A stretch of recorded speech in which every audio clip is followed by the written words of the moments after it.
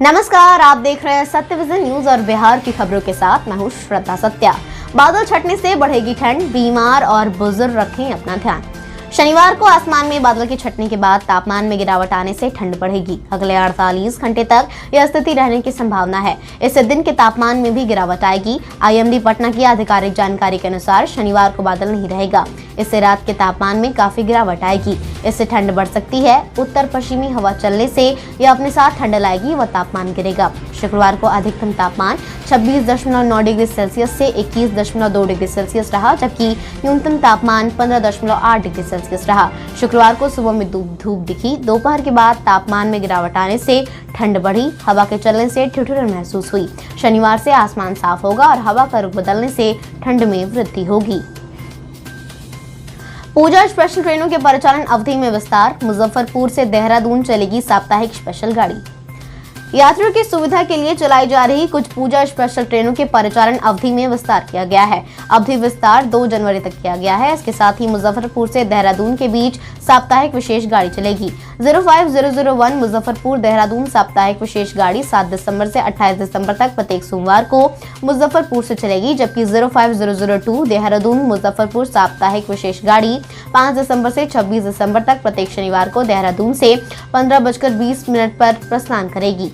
पूर्व मध्य रेलवे के मुख्य जनसंपर्क पदाधिकारी राजेश कुमार ने बताया कि कुछ पूजा स्पेशल ट्रेनों के परिचालन अवधि में विस्तार किया गया है। इन गाड़ियों में सभी कोच आरक्षित श्रेणी के होंगे। इसमें यात्रा करने वाले यात्रियों को कोविड-19 के मानकों का पालन करना होगा।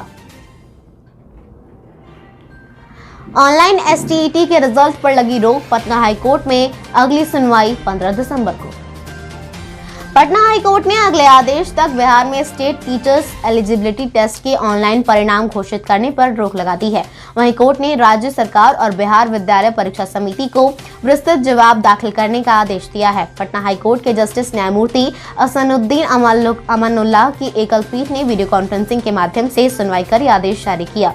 बता दें कि लोगों की ओर से दायर अर्जी में कहा गया था कि एसटीईटी ऑनलाइन लिया गया, लेकिन ऑनलाइन परीक्षा के लिए किसी भी प्रकार का सिलेबस जारी नहीं किया गया। उन्होंने ऑनलाइन परीक्षा सहित ऑनलाइन की सारी प्रक्रिया को निरस्त करने की भी मांग कोर्ट से की है। सदन में हंगामे पर नीतीश कुमार का बयान। कहा, हम कुछ और बोल रहे थे, वो समझ कुछ और गए। बिहार विधानसभा के शीतकालीन सत्र के अंतिम दिन शुक्रवार को सदन में जोरदार हंगामा देखने को मिला। नेता प्रतिपक्ष तेजस्वी यादव ने सीएम नीतीश कुमार पर निजी हमले किए। इसके बाद सदन में दोनों पक्षों के विधायकों ने एक दूसरे पर खूब आरोप लगाए। अब मामले को लेकर सीएम नीतीश कुमार का बयान सामने आ गया है। नीतीश कुमार ने पत्रकारों से बातचीत के दौरान अपनी बात रखी। उन्होंने कहा कि हम कुछ और कह रहे थे और वो कुछ और समझ गए। पत्रकारों से बातचीत करते हुए सीएम नीतीश कुमार ने बताया कि वो राज्य और प्रजनन दिन की बात कर रहे थे। इस दौरान हल्की फुल्की बातों को वो यानी तेजस्वी यादव कुछ और समझ गए। दरअसल शुक्रवार को बिहार विधानसभा में जोरदार हंगामा देखने को मिला था। इस दौरान नेता प्रतिपक्ष तेजस्वी यादव ने बिहार के सीएम नीतीश कुमार पर कई व्यक्तिगत टिप्पणी भी की थी। गिरिराज सिंह ने ममता की तुलना किम जोंग उन से की। कहा, डिक्टेटर बन गई हैं बंगाल की सीएम। अपने बेबाक बयानों के लिए मशहूर भाजपा के कदावर नेता और केंद्रीय मंत्री गिरिराज सिंह एक बार फिर से सुर्खियों में हैं।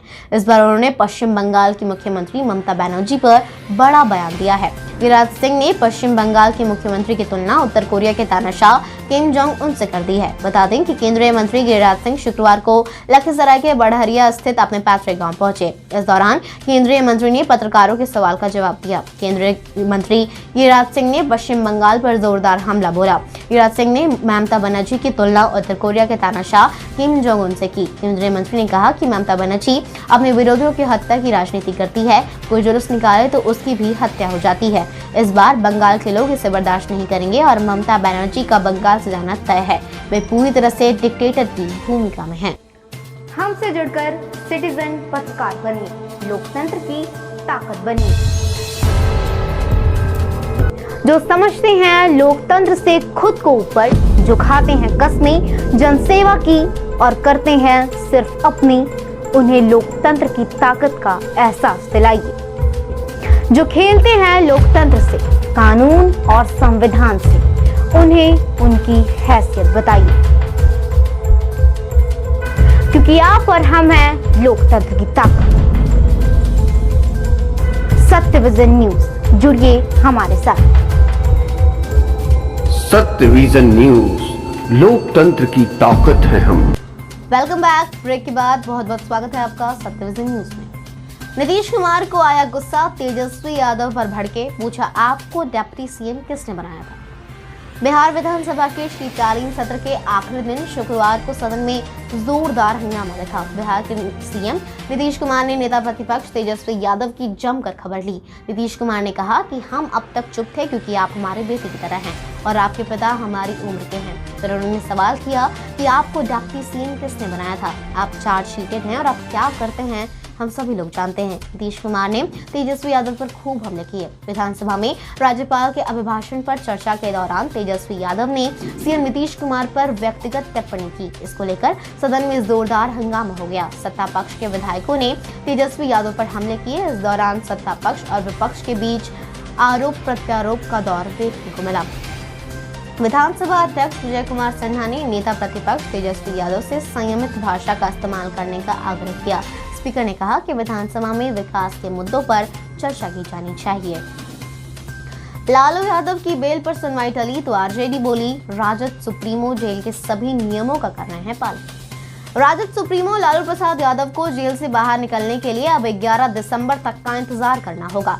झारखंड हाईकोर्ट ने दुमका कोषागार से फर्जी निकासी संबंधित चारा घोटाले मामले में बिहार के पूर्व मुख्यमंत्री की जमानत याचिका पर सुनवाई टाल दी है और अब अगली सुनवाई 11 दिसंबर को होगी। जमानत याचिका पर सुनवाई टालने के बाद लालू प्रसाद यादव के वकील प्रभात कुमार ने कहा कि हमें निचली अदालत से लालू प्रसाद यादव से संबंधित रिकॉर्ड लाने और आगे की दलील से पहले सत्यापित करने का निर्देश दिया गया है। वहीं राजद प्रवक्ता स्मिता लकड़ा ने कहा कि जब भी लालू यादव की जमानत याचिका टाल दी जाती है तो पूरी पार्टी निश्चित रूप से निराश हो जाती है, लेकिन हमें पूरी उम्मीद है कि अगली सुनवाई में उन्हें जमानत मिल जाएगी। हम इंतजार करना होगा। लालू यादव जेल के सभी नियमों का पालन कर रहे हैं। कृषि बिल पर बिहार विधानसभा में हंगामा, कांग्रेस ने कहा मोदी सरकार को केवल लव जिहाद से मतलब। राजधानी दिल्ली के पास किसानों का प्रदर्शन आज भी जारी है और अधिक आक्रामक होते जा रहा है। वहीं बिहार विधानसभा के शीतकालीन सत्र के आखिरी दिन कृषि बिल के खिलाफ बिहार विधानसभा के बाहर विपक्षी दलों के विधायकों ने जोरदार हंगामा किया। विपक्षी दलों ने बिहार विधानसभा के बाहर कृषि कानूनों के खिलाफ प्रदर्शन किया। सीपीआई एमएलए महबूब आलम ने कहा कि यह कानून लाकर केंद्र सरकार ने किसानों को बर्बाद कर दिया है, इसलिए हम लोग इसका विरोध कर रहे हैं। हम लोग विधानसभा से मांग करते हैं कि इस कानून के खिलाफ प्रस्ताव पारित करें। वहीं कांग्रेस विधायक दल के नेता अजीत शर्मा ने कहा कि किसानों की समस्या का कोई भी समाधान नहीं किया जा रहा है। मोदी सरकार पर उन्होंने हमला करते हुए कहा कि केंद्र सरकार को सिर्फ लव जिहाद से मतलब है। कोरोना की वजह से झारखंड, बिहार, बंगाल समेत 13 राज्यों के 4 में से 3 बच्चों में बढ़ी नकारात्मक भावनाएं। वैश्विक महामारी कोरोना वायरस की वजह से भारत के 4 में से 3 बच्चों में नकारात्मक भावनाएं बढ़ी हैं। सेव द चिल्ड्रन ने झारखंड, बिहार, पश्चिम बंगाल, असम, राजस्थान, मध्य प्रदेश, महाराष्ट्र, उत्तर प्रदेश, दिल्ली, जम्मू एंड कश्मीर, ओडिशा, कर्नाटक और तेलंगाना में किए गए एक अध्ययन के आधार पर एक रिपोर्ट जारी करते हुए शुक्रवार को यह बात कही। सेव द चिल्ड्रन के रिपोर्ट में a generation and stake protecting India's children from the impact of कोविड-19 में कहा गया कि कमजोर बच्चे उन अनिश्चितताओं को लेकर सबसे ज्यादा चिंतित हैं जो महामारी के कारण उनके जीवन में आई हैं। अध्ययन भारत के शहरी और ग्रामीण बच्चों के लिए अप्रिय चित्र पेश करते हैं। बिहार, बंगाल की यात्रा करने वाले यात्रियों के लिए अच्छी खबर, अब 31 दिसंबर तक चलेंगी कई ट्रेन।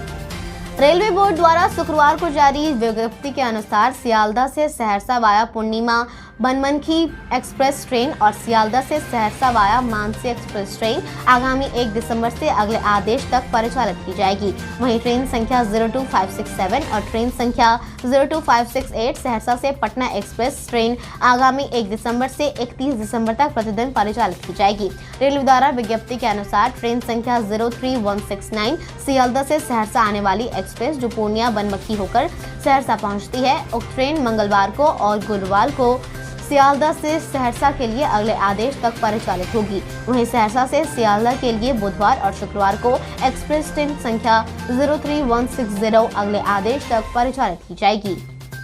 फिलहाल आज की समाचार बुलेटिन में इतना ही। आपका दिन मंगलमय हो। अपना और अपने परिवार का ख्याल रखिए, घर में सुरक्षित रहिए, कोरोना महामारी से बचकर रहिए, 3 से 6 फीट की दूरी बनाकर रहिए। हम फिर मिलेंगे आपसे अपने अगले बुलेटिन में। हमारा प्रयास आपको कैसा लगा? अगर हमारी कोशिश आपको पसंद आए तो हमारे वीडियो को लाइक करें, अपने दोस्तों के साथ शेयर करें। अगर आप हमारे चैनल पर नए हैं तो चैनल को सब्सक्राइब करें। नमस्कार, आदाब, सत श्री अकाल।